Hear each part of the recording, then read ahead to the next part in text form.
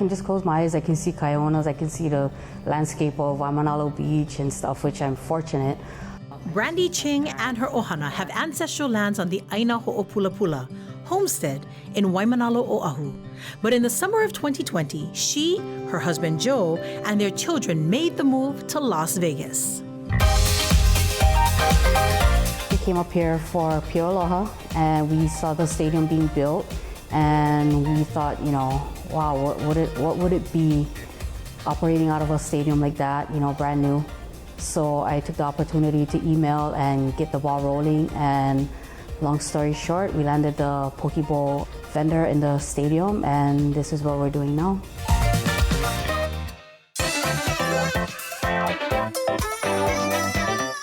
For Kanaka entrepreneurs in the Aina, business is booming. I mean, for myself, like opening a few businesses, I feel like it would be much harder to do in Hawaii just because of the cost of living, and the cost of doing business is really high. Honoka'a Hawaii native Kanaka owns 2 lash studios in Las Vegas, and he holds the distinction of being the #1 lash artist in town. People all across, I guess, social media, mainly the Las Vegas area, they vote for their top hairstylist, lash artist, nail tech, and all of that. And thankfully and humbly, I've been #1 for the last 4 years. 4 consecutive years. Impressive, considering he's only been in the industry for 5. I feel like Hawaiian people, I'm 100% sure we are the best workers in the world. You like basket? I get your basket. Tyson Kamarau employs more than a dozen hard-working Hawaiians and other Pacific Islanders. It's just a part of me to really contribute to our people. So to make sure that I'm creating jobs, make sure I'm supporting families, and instilling culture and teaching this stuff. Originally from Kalihi Valley, he is now a full-time resident of the Las Vegas Valley. Together, Kamarau and his wife Tish own Leilani's Attic. So Leilani's Attic is a retail grocery. We carry all the snacks, all the groceries from back home like you would see in Foodland. I think we're so different from any other grocery store because Auntie is working the counter. You come in, my wife will hold the baby while you go shopping. And in a city where it appears there's a strip mall on nearly every corner, sharing our culture and that feeling of aloha may make all the difference to maintain a loyal customer base. I think it's just something special that we have in us, in Hawaiian, in Kanaka, to emit this certain energy. And it's something that I guess we don't necessarily know that we're doing, but we just naturally do it because we grew up in that space, and our parents raised us that way. And it's just something that my clients continue to tell me, that they know that they feel so safe. And I think that's just something that us as Hawaiians, we just naturally give out. That's so Hawaiian. That's so us. True, Kanaka, we're such generous people. We're willing to give the shirt off of our back. Oh, no, brother. Keep it on, please. We don't want to see that. Love you, brother. Love you, Whatever. brother. The other thing we like to do as Hawaiians is gather And eat.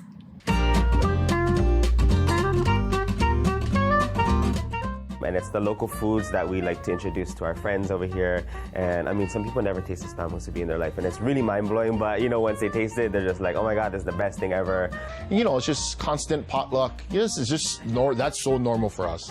We have parties all the time and invite everybody over. I think that's a very local tradition. You just gravitate towards each other because you're familiar with each other. You're familiar with the ways that we do things, and everybody brings something to the party. You don't just show up. You know what I mean? Those little things that you don't really think about until you go somewhere else and you realize, hey, come you only bought crackers.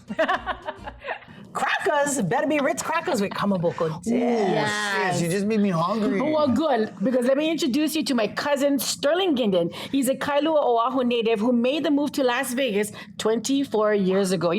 Still a local brother, 24/7.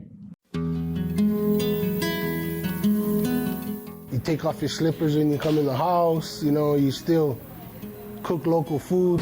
All you gotta do is golden brown.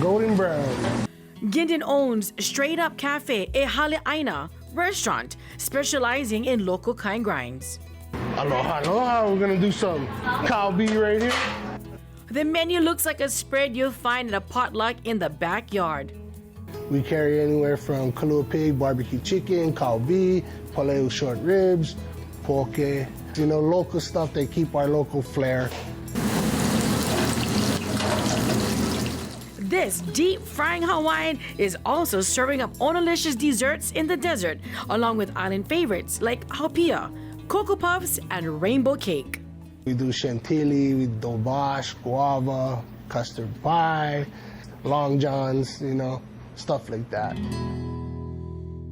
Wow, everything looks so good. Since I went, and it is good. In fact, it was just like being at home.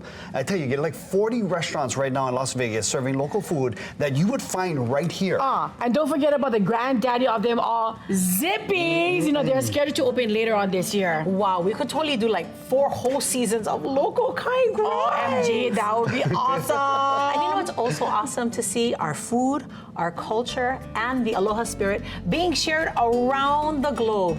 More aloha, more better.